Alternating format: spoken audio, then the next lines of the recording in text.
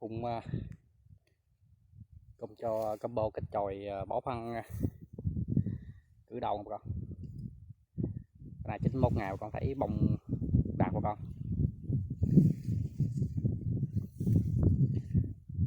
Cho bà con giá lúa em 18 bữa nay nhiêu bà con?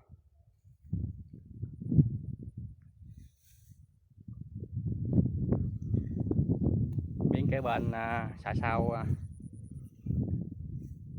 3-4 ngày bà con. 91 ngày, 8 mấy ngày bà con thấy so sánh nha. 8 mấy ngày nè, 91 ngày nè.